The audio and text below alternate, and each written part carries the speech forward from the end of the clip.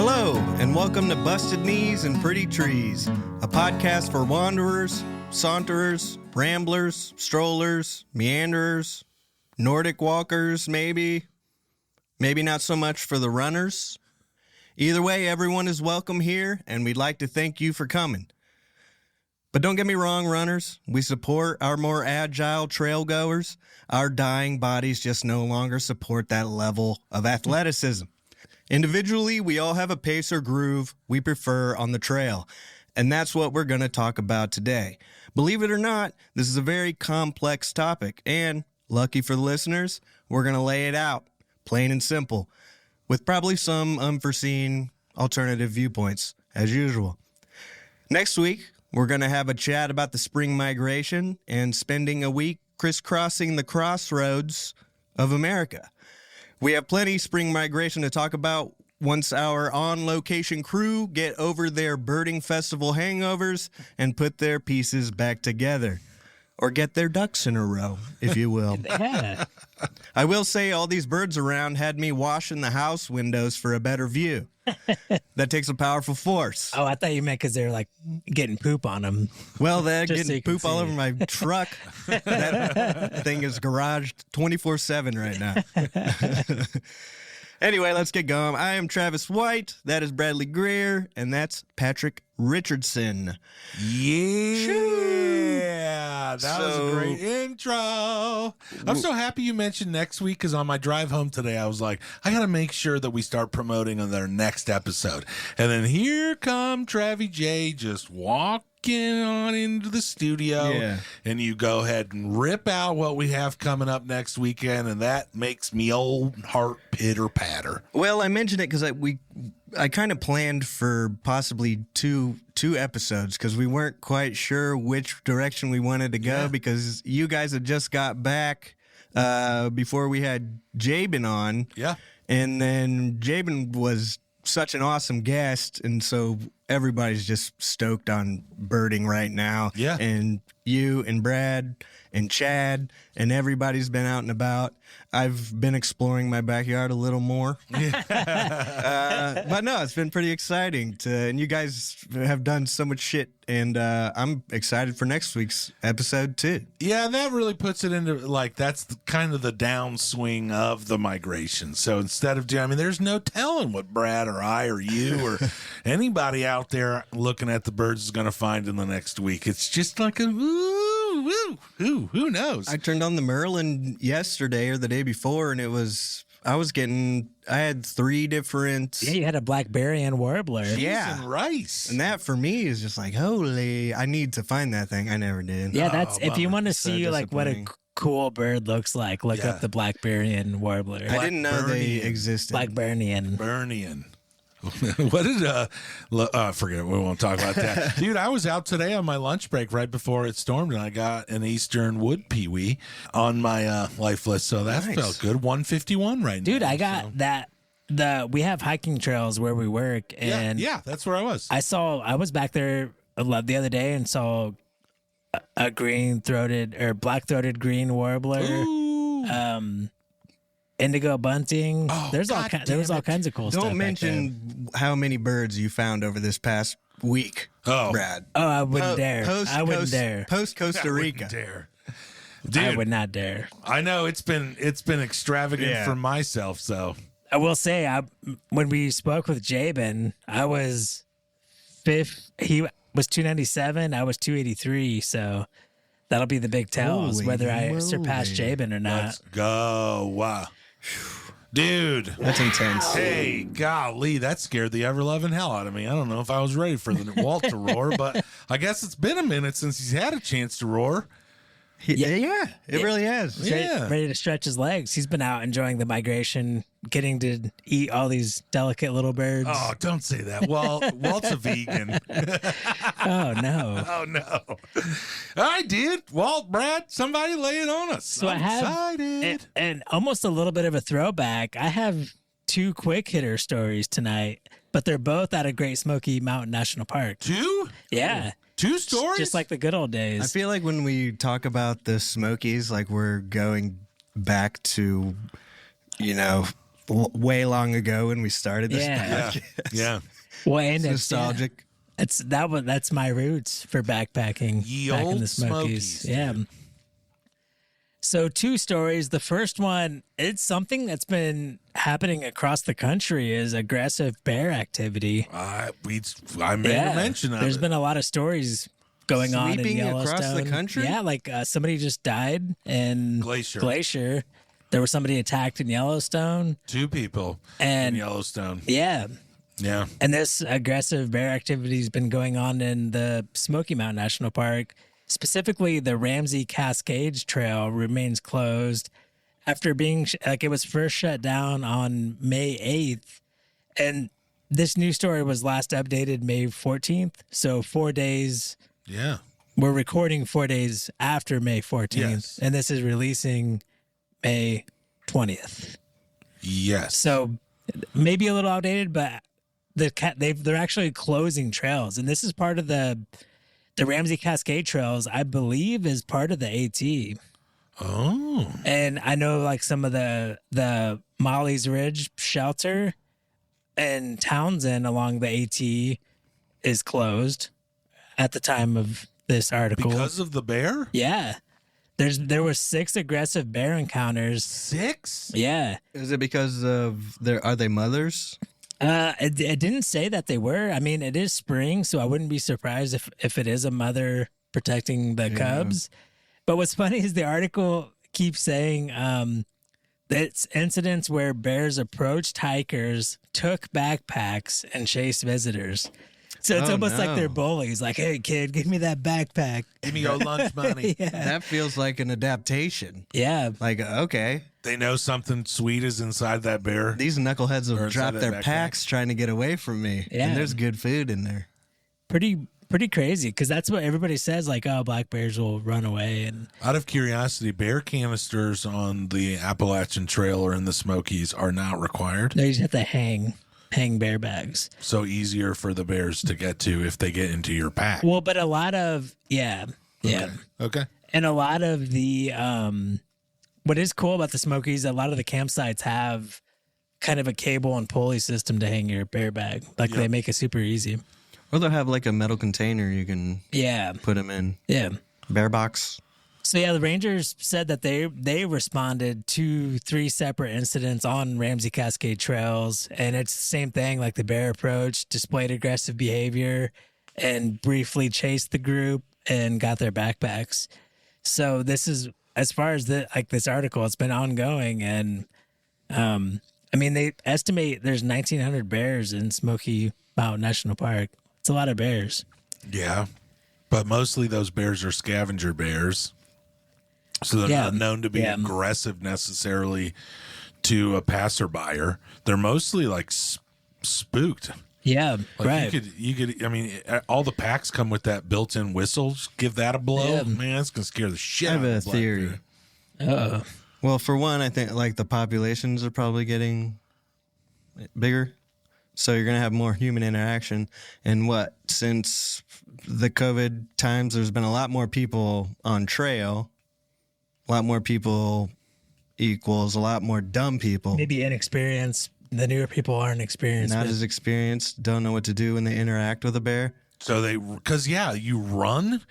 Like I'm pretty sure that's like 101 not to do. You make Yeah. yourself big, make loud. Luckily, we got sounds. Patty with us. Yeah, He's dude, already bear. big. You guys Yeah. just crouch down and just Yeah. go, "Rawr." I am a bear, apparently. So Yeah, let's yeah. go, dude. Whoa. But you have to be able to distinguish bears too. Well, there's Yeah. no brown bears in the Smokies, but yeah. That's what I'm Well, saying. but This is also an awkward distinguish place. like there's cubs. This is a mother. yeah, Have he's they? probably Did the Rangers mention anything about that? Like, No, they didn't. They just said so far they've just said aggressive bear activity. They haven't said like 1 bear, 2 bear. They may not know. So you would think Are you that sure that if they there didn't say were aggressive stupidity? You would think that if there were cubs, that would be like in that Yeah. in that headline Yeah. purposefully. Yeah, I didn't. I read a couple of different articles and they didn't say it. Wow, that's wild. Have you noticed that this is a side tangent? Nailed it. A lot of local news channel websites, Like, we have in Fort Wayne, we have Wayne TV and like our Fox affiliate. 21 Live. Their websites are all behind either pay barriers or you have to disable ad blockers to get to their websites. The local websites? Yeah, it's a real pain in the ass. Like they're almost hard to get to now. They're probably run by the bigger affiliates. Oh yeah, they're all owned by the same couple rich families. Yeah. But you can't. It sucks because like my work computer, I can't turn that off. So when I'm to read a story. So when I'm on my lunch break, not working, not needing to be working, I can't look at these websites and read these stories. Dude, that sucks, but this is because I guess I would have I did not know you were going to take it all the way to the Smokies. Yeah. I guess when you said that it was sweeping the country, I should have expected it would be further away from, but like you see where there's not brown bears, grizzly bears in Yellowstone, in Glacier, which is 100 miles or less north of Yellowstone is where Glacier is. So you could see like those bears they're hunting. Like that's what they did. But black bears being aggressive in this kind of capacity, like lots of them, like over 5. Well, it doesn't sound like they're like violently aggressive. Are they just saying like nobody's died? Their aggression is elevated, not necessarily. They're not being mauled and then eaten by a black bear. You know what's interesting too is I think right now is when the main part of the thru hikers are going through. Like I think they're just north. Like Smokies throughout Kentucky, Tennessee, North Carolina. Okay. So is there a big influx of hikers? Yeah, going like through I there think now? the bubble might be getting to like Virginia right now. So that could have had something to do with it too. Curious though. All right. So next story, the next quick hitter is that there's been a donation that's going to expand Great Smoky National Park by over 600 acres. Let's go. Say what? So it's well established on this podcast that this is the country's most visited park. Yep. Yes, it is. And it's 577,000 acres. And now they're getting 600 acres larger. Good for them. What's the math on that? It does. Like 577,600 now. It does. It is weird because when you think about it, you're like, man, that's 600 acres on top of 570,000. Yeah. But you're still like 600 acres is a shitload of land. Yeah. That's a big chunk of land. I can't comprehend either. Yeah. Like right. in my head. Yeah. So this is coming from Foothills Land Conservancy is purchasing the land. And it's through the John Oliver. I guess he was like a historical figure in the Smoky Mountains. And this was one of his like properties. And he has a cabin it's either in Great Smoky Mountain or in the national park already, or now it's going to be like this little cabin that he lived in. And it's 600 acres of forest, ridgeline, and just wildlife habitat. And it's on the northwest side of the Smoky Mountains. Who are they acquiring it from? I think it's like the Oliver, like I don't know if it's the family trust but it's something to do with this John Oliver, not the HBO comedian from Last Week Tonight. Yeah, I was confused. Yeah, okay. The Foothill Lands Conservancy, I think, has had like a part in managing this property over the years, but I'm not sure that they've like fully owned it because I think they're the ones donating it to the national park. Yeah. So I looked around. I mean, I'm reading this article on AOL.com. So like a lot of the other websites, this website had the most info about it. Like it would show up on a lot of websites, but there'd only be like 2 paragraphs. Yeah, so John Oliver himself was a regular. It said he was a regular to Smoky Mountain National Park visitors, but I've never heard of him. Have you guys heard of him? No, but I've only been to the Smoky Mountains. Never. Oh, But that's a name that you would expect to see on the trail back then. Yes, I mean he's a veteran of the War of 1812, so he's an old school Jesus. dude. And his cabin is Like there's a cabin that's there now, but it's like right on top of where his old cabin was and wasn't his original cabin So- from the 1800s. Back then I can't imagine it being the trail being for recreation. No, I mean, this was just the area. Like the national park itself was established in 1934. Okay, yeah. So this was just his homestead. Like this is the land that the government gave him to homestead on. That makes me wonder, like, Because it was up and over the mountains. how long had that trail been established, or at least portions of it, before it was even thought of that we had the luxury of just walking out into the wilderness, in our days off. The AT was specifically established to do the AT. It wasn't there for any For no other purposeful. Okay. Yeah, purposeful. I mean, there was sections of it where Civil War armies hiked through, but it wasn't like an established. We plan on eventually we're going to do a story, like an episode on the AT itself, right? Yeah, we're talking right now with the Appalachian Trail Conservancy, who maintains and preserves the Appalachian Trail. And then we're in the talks right now with a little lady named Rebecca Cuff, who is a section hiker. Should have a lot of insight. It seems like Lots of experience. anytime I have questions, we have a guest lined up to answer. You just wait a couple weeks, buddy boy, and we got you. Hey, there he is. Dude, It's good to hear. Yeah, pretty 600 cool. acres I'm psyched about. The Bears. 600,000 acres. 600,000 acres? Yeah, or sorry, no, 600 acres. Oh my God! That's I was what like, they're wait adding. a second. Yeah, 600. That's awesome. But then the bear story is also like perplexing to me. Yeah. I'm more perplexed by that story. There's got to be so many different factors that go into that. Speaking of the Smokies and you never being there, Alyssa, a former guest on the podcast, Yeah. reminded me that she didn't win the Firefly lottery this year, or she was gonna put in for it and forgot, didn't, but she didn't win. For Yeah. And I that. was like, man, I forgot. I didn't even think about putting in for it. That's when So all I gotta remember the that. fireflies gather in one area. Yes. They do it. And in they the all light, like, they at the do same it- time? There's a Smoky Mountain part and a Congaree National Yep, Park part. that's I right. think that we put that on the podcast to-do list, I think, a long time ago. We got to set a reminder on our All right, calendars I on will. our phone. I'll look it up later tonight. When you do the lottery, can you put in, like, podcast host yeah, get a little bit of a... we need plural. to, we Little need bit to of an contact their PR people. or media? Could we do that? We probably could. Yeah, well, a lot of at people some point. get away Try with a lot something. of shit by If you're an saying agent media. out there, get a hold of us. We need representation. Yeah, we'll reach out. But we got some fun shit to get to tonight. That's actually the meat and potatoes of this. And I was curious because I went back and listened to our first few episodes. Again?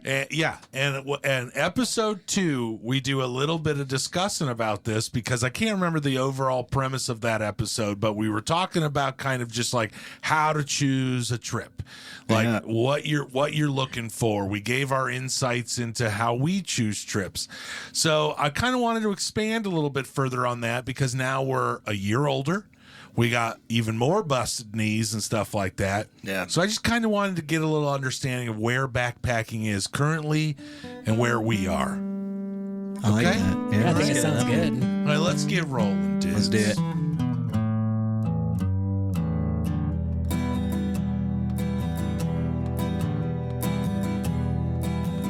All right, I got a question for you guys, okay? Something I've been thinking about long and hard. I can't tell if it's my old age, my ripe 41-year-old body, or if I'm just becoming a curmudgeon, or what it is. Or all the above. Or all the above, that's for sure. But when I go online and I'm looking backpacking, I'm looking up gear, I'm looking up the next trail to do, I see a hell of a lot of shit about people, both men, women, and everything in between that like to just fly down the trail. All the reviews are, I got done with this trail in like a day and a half and it's 50 some odd miles. And I got to tell you, I'm getting a little bit worn out on all of it. So I guess just softball question to you, gentlemen.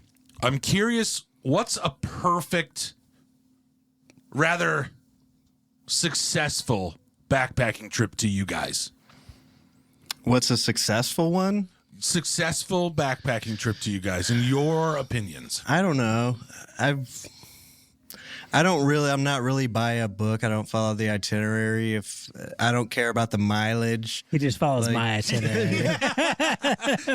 Well, that's the thing is if Brad's got that all under control, I don't have to worry about it. Yeah, it's kind of like he's learned to trust me that he likes my style. And if he leads me astray, I get fucking and I don't want the wrath. No, funny enough. 10 miles ago, you said 2 more I miles. alluded to episode 1 and 2 and 3. Yeah. And in those episodes, we discussed how wonderful of a gent you are, because not only do you not have anything to say about the planning of the trip, or do you want to say anything ever about the planning of the trip, but also when it does go a bit sideways or something along those lines, you're there to kind of pick it up and like say, hey, okay, hey, oh, hey. It's never gone sideways. So we talked about that long ago. But what is a successful trip to you? I just want to start our episode here. My simple answer is all of them. I've never had an unsuccessful trip because they all have their unique experiences, whether or not I completed what I planned on or the weather didn't go right. It's still part of a single experience that, I mean, nothing's ever happened so tragic to where it was just horrible. So is a successful trip completing the miles? Is a successful trip seeing something to be seen? Is a successful trip not kicking the shit out of your backpacking compadre? Taking a nude dip at a glacial pond. Is that a successful trip? Like, that's what I'm getting into. I think it's Not just making the most of the adventure. All right. All right. B-Rad, what is a successful trip to you? I think coming out of a place and thinking that you have an understanding of that environment, like what that the different ecosystems that you walk through, like what it's about, what's there, what's around, like what kind of flora and fauna are around,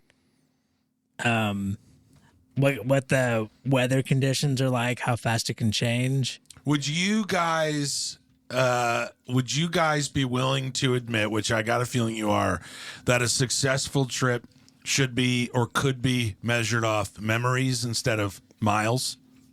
Oh yeah, absolutely. But it's also, I mean, depends what your goal is. Yeah. If you're a runner and you're trying to freaking, Well, I'm specifically talking about 30 miles today. Trail running and that kind of stuff, that's a different sport, I'm specifically talking about the hiking and the backpacking atmosphere. I almost think through hiking is a different sport too than what we do. Well, we've alluded to that in the past as well, and I definitely agree. Like, I don't think that I would a cook doesn't call themselves a chef.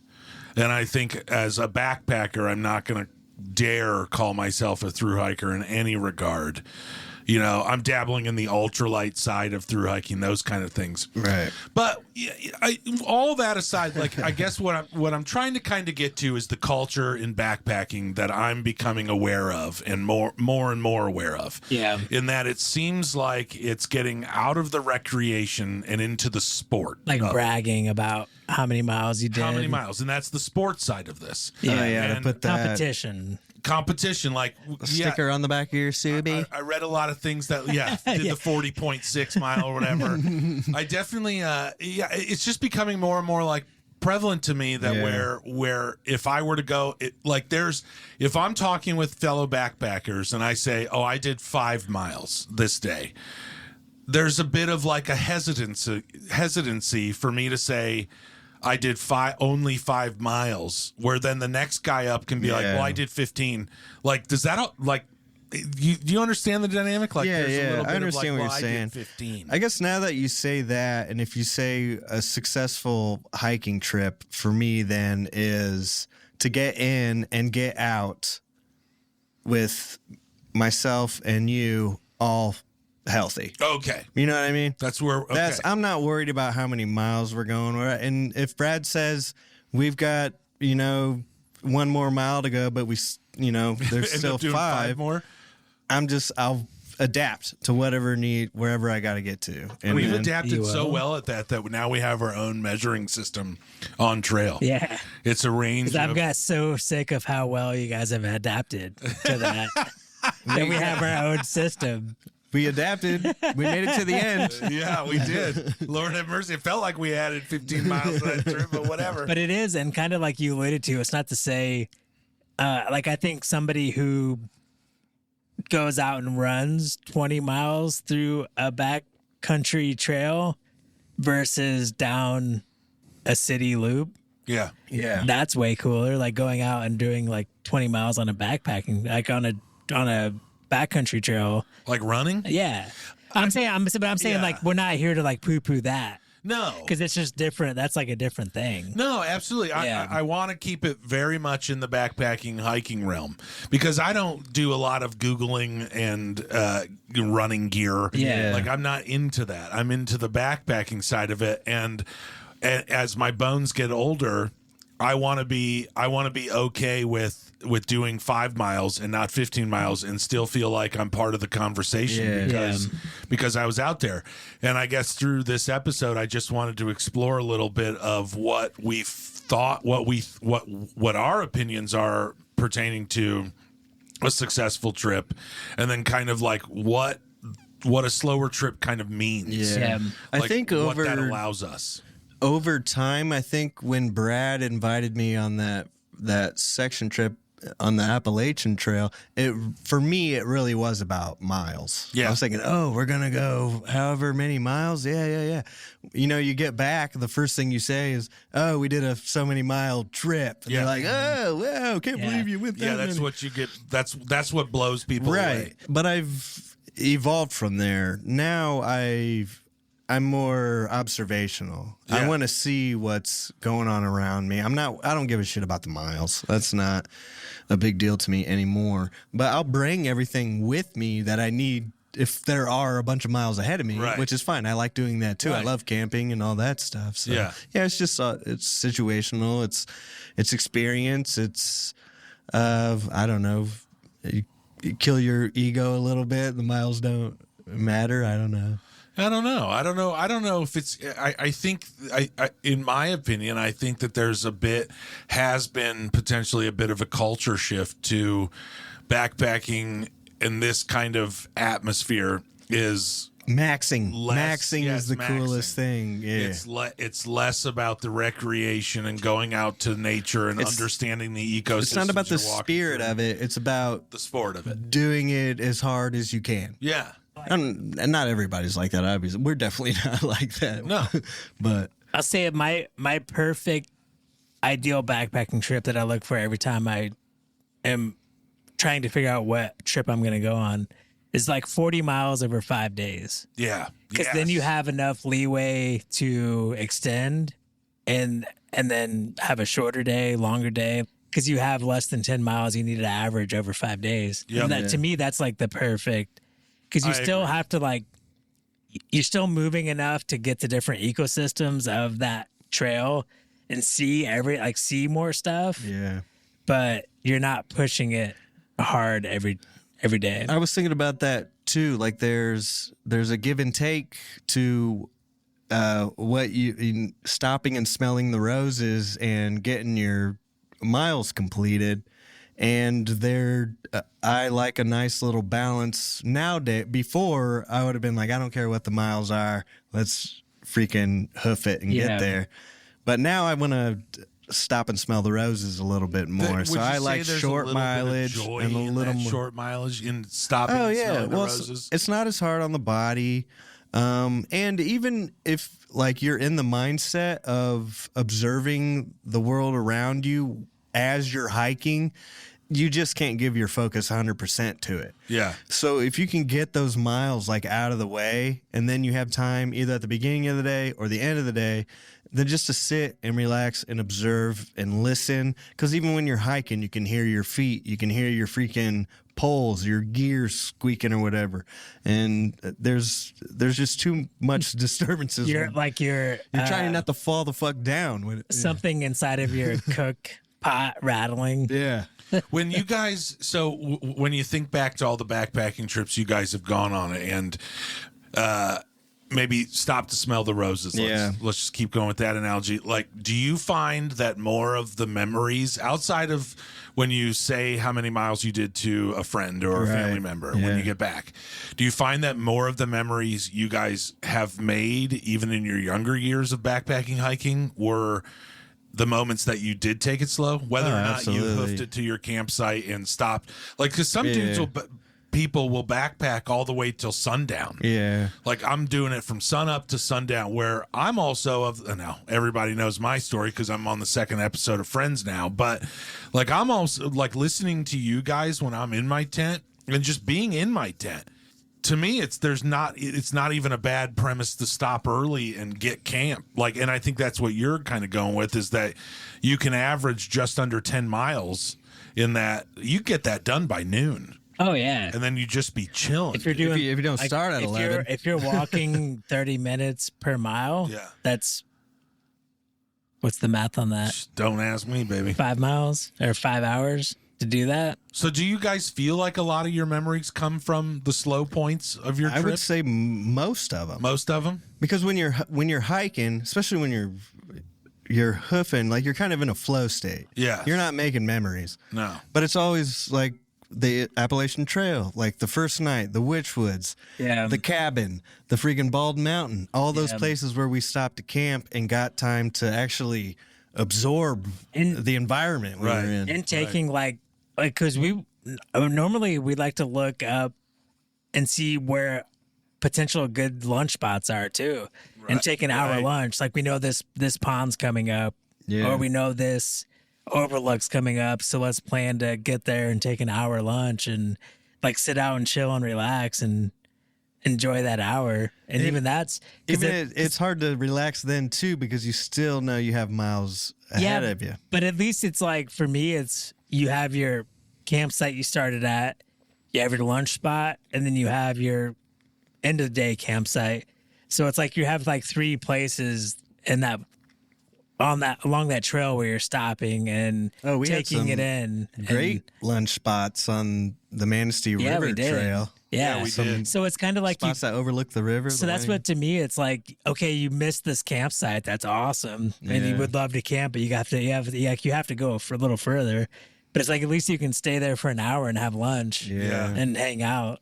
Yeah, and it does seem like a lot of the trips that we've gone on, or just I've gone on with others, that you do end up finding, like, planning. You could plan for a sweet lunch spot. Like, if we woke up, did 5 miles or 6 miles or whatever, and get to that lunch spot, now you're there for an hour and a half. Because it's really like we have all fucking day. Yeah. Like, we just got to get to the next campsite. Yeah, that's right. And we have all day. Nice, the trails. If you're doing 10 miles or under, sorry, Travis, but if you're doing under 10 miles, if your plan is to pace that son of a bitch, then you don't have to. Right, yeah.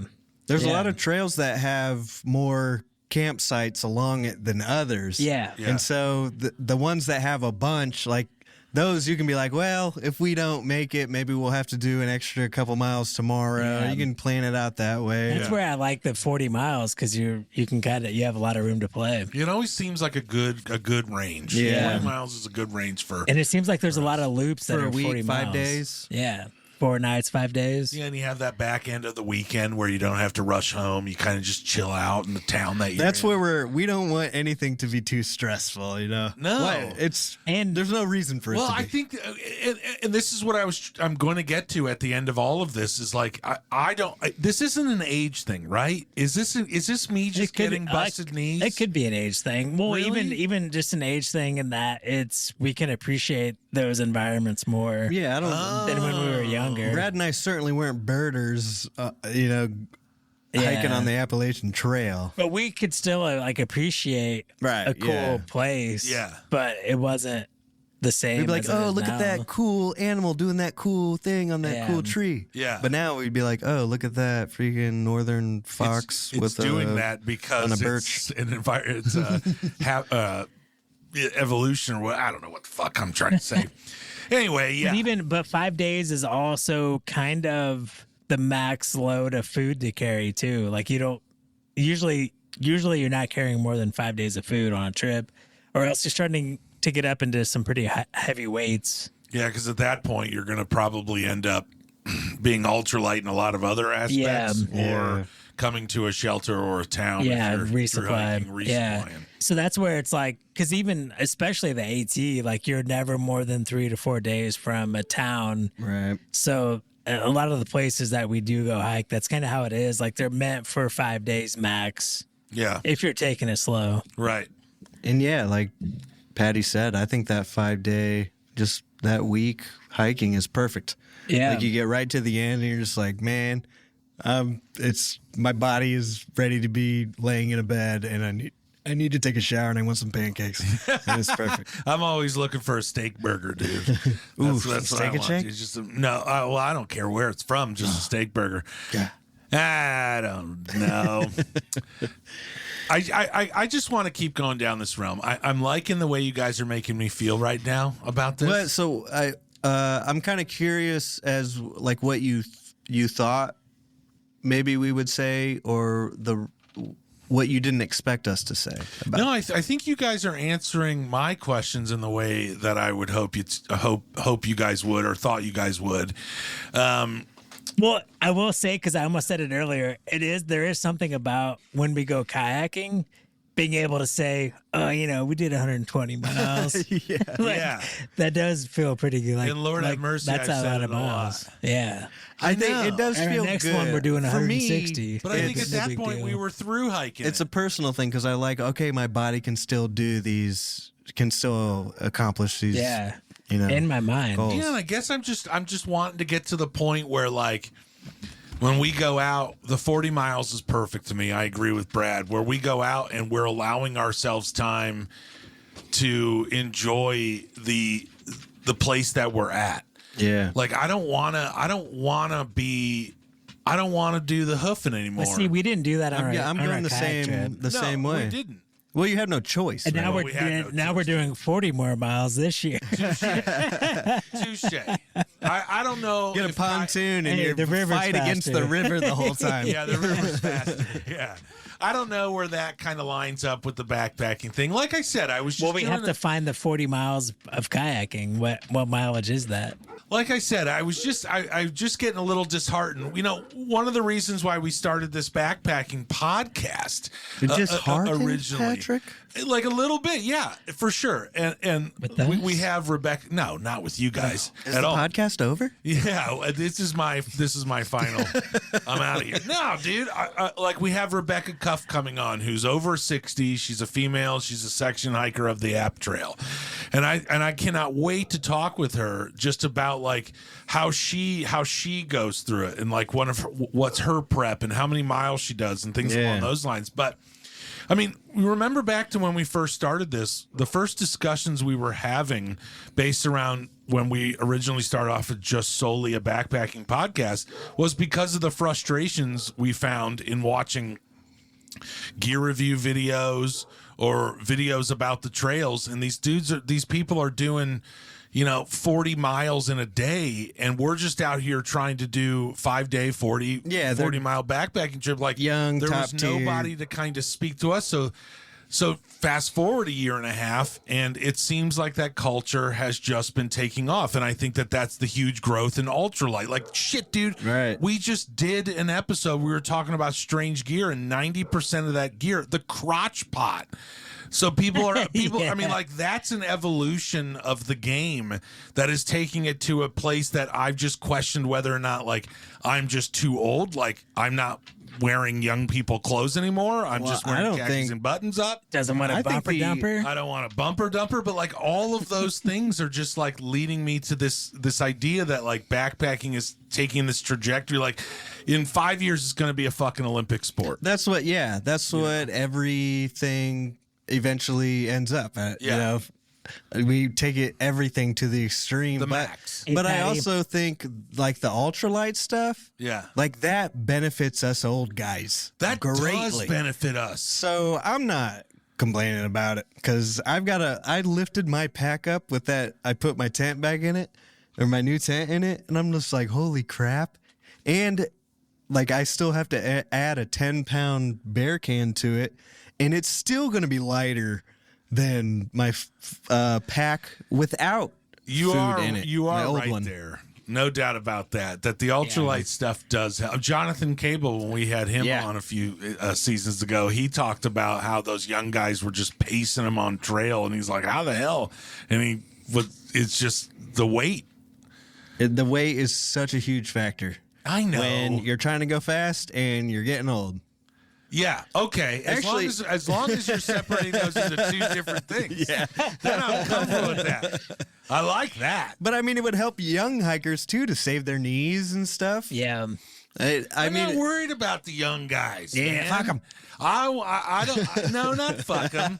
But I just want to make sure throughout the whole premise of what we're doing is that if you're our age or older and you're questioning whether or not you can get out on that backpacking trail, and if you're looking up stuff on YouTube and you're trying to do 10 miles in this backpacking trip over 3 nights, then brother or sister, you go for that. Yeah. You go do that, and we're going to make you feel good about it because we're right in that same realm. Hang you a clothesline when you get to camp. Yeah, do it right, Nice dude. and tight. Have a sweet chair. Air your clothes out overnight. Oh man. Although that's why I have Brad, because of those things. Yeah, I don't want to gripe. Like, I'm not trying to sound like a bitcher and moaner. Do I sound like that right now? I don't know. I'm not sure what your feelings are about what Brad and I are saying right now. No, what you guys are saying is super. It's not about you. It's about the research I'm doing and just kind of my avenue. Yeah, it was always because you can never gauge how hard it is to do a loop or like a popular section of a trail because you have these people saying like you look at it and you see 5,000 feet of elevation. You're gain, talking about like crazy elevation change. YouTube video people. Yeah, and then stuff? you watch these videos and they're like, oh, we did this in half a day. It was so easy. And it's just, and you're just like, wait, so like how it can't be that? How is it that it can't be that easy? How is it that? Or like it how can't long be is it that going to hard. take us? Yeah. Are they like kitted up with the lightest gear and they're just prancing through it like super easy? I mean, granted, some of those reviewers are sponsored and stuff like that, but no. Yeah, I mean, or they would like to they're be, they're just full of shit. I don't know. Or they're full of shit, or they're in it for another reason.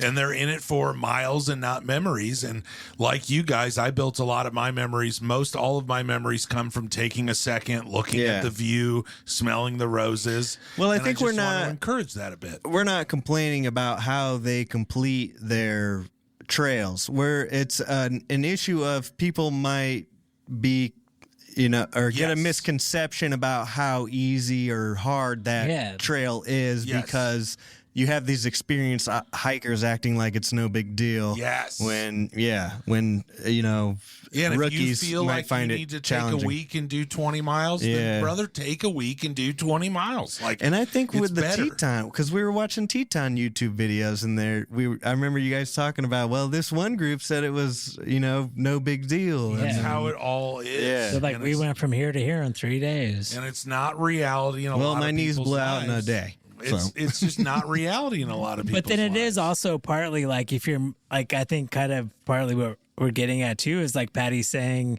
if you are going like covering 20 miles in one day, like are you enjoying the That's scenery right. and nature around you? Yeah. Well, it depends on what you're there for. Right. If you're there just to complete that trail, all power to you. Go freaking run that thing.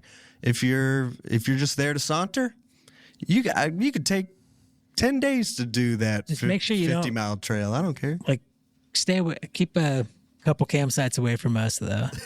Yeah. We don't want Why? too many people keeping pace with us. Well, you don't. I'm a middle of the bubble type of gent, dude. I want all of them. Come on.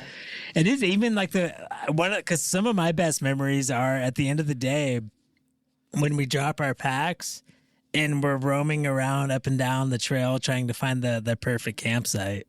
Yeah. Like I think just- like up a little ways it might be a cool campsite. That's my and you don't have your favorite. pack on you and you can just like you feel like you're Your spine's decompressing. Yeah. Your knees are. and that's one of my favorite parts of the day. It's like finding a super like the best campsite that you have. Yeah, You that do shit's love that. awesome. It's a blast. You do love Dude, that. you got to have a good campsite. You do. Oh yeah, we met that last one. We made Patty move campsites Yeah. because we found a Made better me one. move my whole constructed He tent. picked his tent up Yeah, and moved it. with it being built. Yeah, I was like, I'm not tearing this Carried thing it back through down. brush. Great call, I think we though, did because it warn was- you. We're going to look to see if there might You be better did. Yeah. campsites. You Well, I did. I called. wasn't Well, listening. I But was that like, Friends episode was I call and it was getting late. it was like me, like you were a mom, and I knew Dad was gonna say no, so I went to Travis and I was like, "Hey, Travis, come look at this campsite." And Patty's already watching Friends, and I had to get him on my side first. No, it worked perfectly. Brad and I Yeah. are like little kids.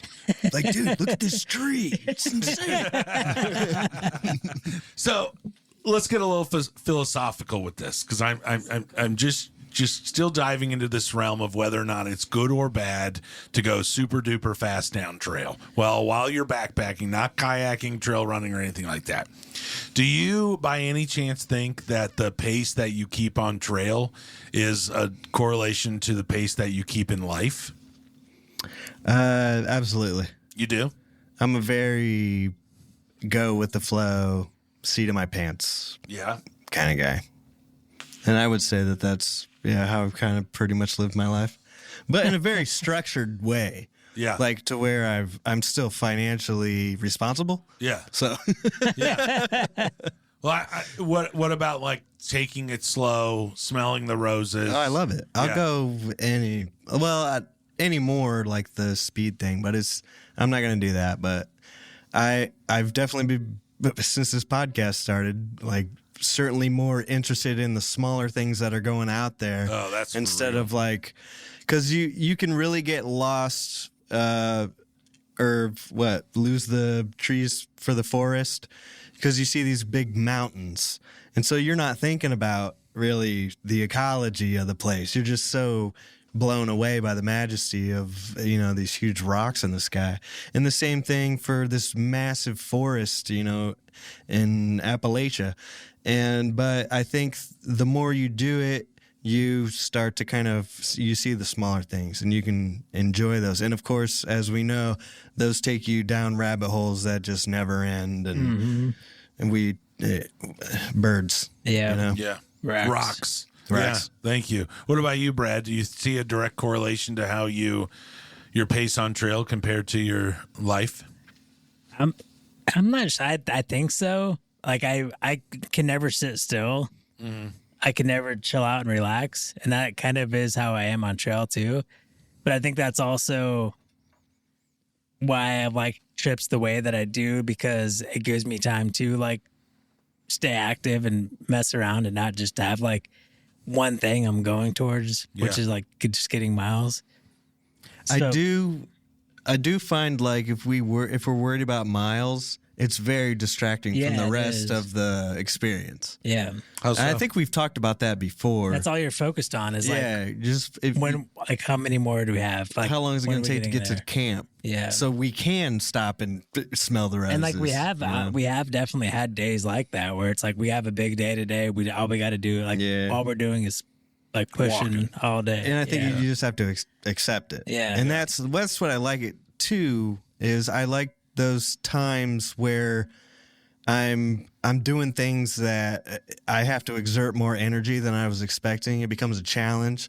And then getting to the end of that day feels a lot better. like you accomplished. Yeah. So it's not necessarily the observational aspect of just being in nature and stuff and the disconnect with the rest of the world, but that the physical challenge, the mental challenge of overcoming. Yeah. Getting her done. Getting it done. I definitely think that that's wonderful, because the way Brad generally plans his trips as well, and it seems the way that I might have also before I met Brad, was that there's always that one day, but then it's followed up by like 2 or 3 like good pace. Yeah. Let's go see some shit days. Yeah. You know what I mean? And I think it's going to get better for us, the longer we do this, because we're going to get so familiar with our gear and stuff that the setups will be fast. We'll have more time to be out and explore stuff. That's why I won't get rid of my Osprey. I'm always bag, going to be dude. tinkering. this Yeah, time. he is. Yeah, he is. That's what he does. Unfortunately, he does it from 7 o'clock to 9:30 in Yeah. the morning. I just want my setup and, freaking pack up just to be as fast as possible. Yeah. Let me make one more point, and I just want to see what you think about this. In terms of conservation, in terms of trail building and that kind of stuff, when we go back into the history of the godfathers of the John Muir, Roosevelt, those guys, Leo Ottopolde, those guys that learned nature and felt it so necessary for other humans to get out into this nature that they took time to build trails and to start programs to get trails in all of these spaces preserved. Right. Do you think that it would have been like that if their goal was, I'm going to walk from this side of the mountain to the other side of the mountain as fast as I can? No. Like, do you think that there's also a conservation, like a... I think that comes Lois and later. Clark were probably like that. Well, but it wasn't there one of their main roles? We was got to get there before study- June or we're going to be fucked. Yeah. No, but they were also out studying wildlife. Yeah, taking notes. Drawing Yeah. pictures of what they saw so they can understand. I guess I just wanted to kind of... Those are the days I fantasize about, being on a boat down a river, unexplored, and I'm the guy. They're like, Travis, you're the fucking picture guy. Start drawing pictures of these things. And I'd be like, hell yeah! And then when I'd go back and show the president, be like, yeah, Mr. President, Yeah, look Send at them these back in a journal. That's why me and Travis are talking about nature art and him getting into that. And yeah, that's how they used to convey the beauty of the West, was through artwork and books, sketchbooks, Which and means stuff. they were taking time. They Yeah, you were gotta- sitting down. They were observing their environment, the ecosystems, the wildlife, flora, and fauna around them, drawing pictures, sending that back home. And that is what inspired thousands and millions of millions of people to start exploring these areas, these untouched landscapes, and then further to preserve those untouched landscapes. to make sure that the next generation can see it. That's right. As clean as everybody I else. just wanted to add that little bit of a nugget just to further drive the point home that if any of our listeners are out there just wondering if they can, when they can, all of this stuff, just know that all you got to do is go out there, do it at your own pace, no matter what the pace. And if you want to stop and smell the roses, you want to draw pictures or take photographs, then do it. Because the most important thing is just go out there and walk those trails. And I agree with you taking your pictures, but the rest of your phone, just turn it off. Because it's going to be a distraction. Let it just be 100% a part of you, around you in the moment. And that's what's great about backpacking, is you are forced to be in the moment. Yep. There for, however long you want to be. And it's a really nice feeling not to have to worry about all that shit. That's another thing, is just in terms of philosophy or just wellness, personal wellness, is that kind of meditative disconnection that you get when you're out there in the middle of nowhere and you don't hear modern sounds. You don't. It sure does a lot to the old soul. And that has nothing to do with really the speed or how much you want to stop and smell the roses. Sometimes it's just that emptiness of, urban is gone. It's just, I don't know. I don't know what that is, but there's something, I don't know how to explain it. There's something to it. I agree. Well, that's what I had for this episode. I just wanted you guys to make me feel better about the backpacking position I'm in. Did we? You made me feel incredible. Nice. Yep. What are you out of 10? 10. Nice. Can we cut that for a second? I need a record scratch. What's your opinion, Patrick? You haven't explained what are you thinking when you're on trail? I think that there's certainly something to be said about miles, but what I'm fearful of is that backpacking is become like, I'm an old skater, right? Yeah. I show up to a skate park and there's a bunch of 18-year-olds skateboarding and doing big jumps and tricks and stuff, it makes you feel kind of out, like I'm a little too old for that. Yeah. When I left my job at Fort Wayne Metals, my old job, I went and danced at a dance floor for the first time in like 15 years. Yeah. And it was that ain't my game no more. Like 40-year-olds are not on the dance floor listening to club music anymore. And so Tony Hawk's still out there skating. I saw Bam Margera out there skating too. Dude, that was an amazing video. And I'm not, and I'm not like, and I think that that's great because it's all the new generations moving into that. But as I was kind of diving into this episode, like I've alluded to plenty of times in this episode, is just it, and then planning for the Tetons trip, looking up gear, all the stuff. I don't want our listeners to lose focus on what the importance of backpacking and hiking is. Right. And when you're getting into the realm of backpacking or hiking, it can be really easy to kind of get like, holy shit, like I'm out of my element, right, sheerly based on miles. And I don't really have an opinion so much 'cause I'm not shitting on anything, but I just wanted our listeners to listen to us talk a little bit about because I knew you guys would be in it for the memories. So I wanted them to hear that there is a quality to building memories on trails and taking your time. I think the personal challenge is equal to that as well.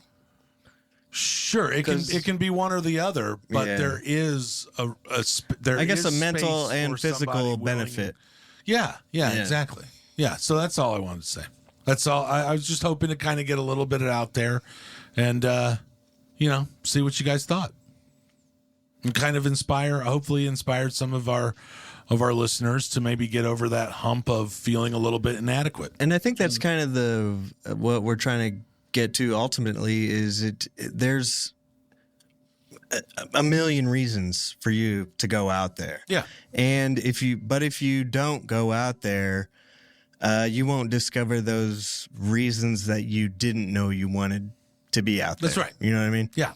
So yeah, if you're feeling a little depressed or something, go take a walk and just turn your brain off and just watch and observe, and maybe you'll discover something that you want to go back and keep hitting the trail. And there's always a way to heal up or whatever. All right, crank that outgoing music now. Start it.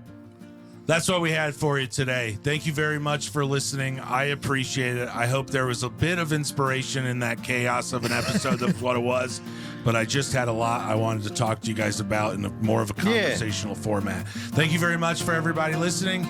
If you want to find us, bustedpretty.com, Busted Knees and Pretty Trees on Instagram, Busted Pretty at Blue Sky, and all those other ones. Check us out. Love us. Love you. Bye-bye. Thank you all for listening. Keep on sauntering or meandering or strolling or running, whatever you prefer. Just keep on doing it. See ya. Rowing, swimming, you could paddle. You could probably doggy paddle, hopscotch. I don't know how annoyed I'd be if I saw somebody hopscotching down the trail. No, I'd be annoyed. Like you're supposed to be walking in toe shoes. Normal gait. Yeah, they probably would wear toe shoes if you're. Yeah.